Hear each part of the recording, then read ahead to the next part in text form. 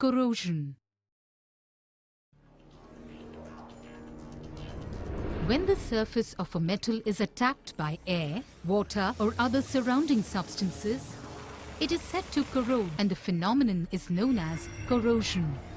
In the case of iron and steel, the corrosion process is also known as rusting. Corrosion is advantageous in some cases, like that of aluminium. On exposure to air, the surface of aluminium gets coated with a single layer of aluminium oxide, which sticks strongly to the surface and protects it from further attack. Hence, aluminium is widely used in construction.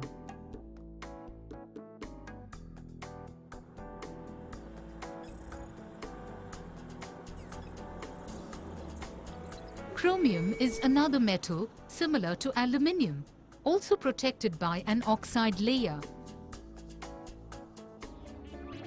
Similarly, the surface of copper acquires a green coating of basic copper carbonate in moist air.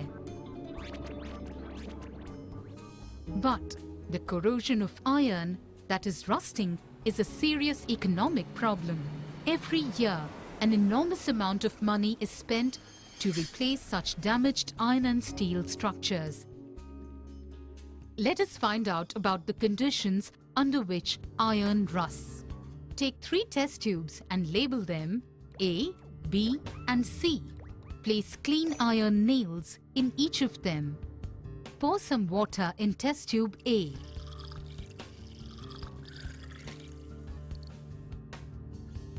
And some boiled distilled water in test tube B with a few drops of oil.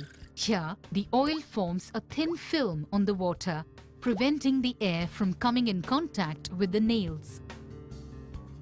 Now cork the test tube tightly.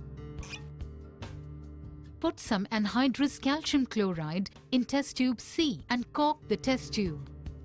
The anhydrous calcium chloride absorbs moisture from the test tube. Hence, the air inside the test tube becomes dry. You will observe that the nails rust in test tube A, but not in test tubes B and C. In test tube A, the nails are exposed to both air and water. In test tube B, the nails are exposed only to water because the oil layer prevents its exposure to air.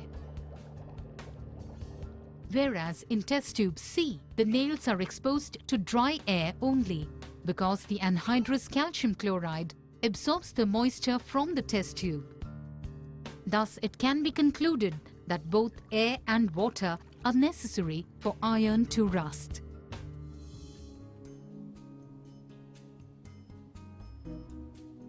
At room temperature, when iron comes in contact with the moist air and forms the reddish-brown flakes of hydrated iron oxide, Fe2O3xH2O, which easily crumbles from the surface of metal. Unlike aluminium, it does not form a single protective layer, but continuously breaks the metal surface, resulting in the deterioration of the metal. Noble metals like gold, silver, and platinum are low in the reactivity series of metals. So, they do not corrode easily.